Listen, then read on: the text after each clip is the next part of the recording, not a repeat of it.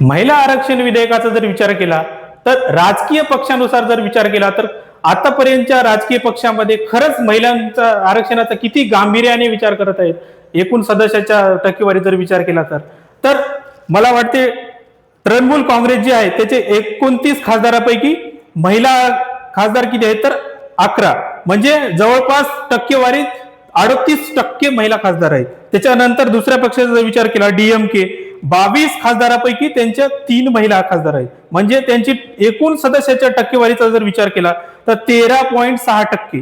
आणि सपा जे आहेत एकूण 37 खासदारापैकी 5 खासदार काय महिला आहेत, म्हणजे 37 खासदाराच्या महिलाच्या एकूण सदस्याचा टक्केवारीचा जर विचार केला तर 13.5% महिला खासदार आहेत. तर भारतीय राष्ट्रीय काँग्रेस म्हणजे 100 खासदारापैकी 13 काय आहेत महिला खासदार आहेत. ते एकूण सदस्याच्या टक्केवारीचा विचार केला तर 13% महिला खासदार आहेत.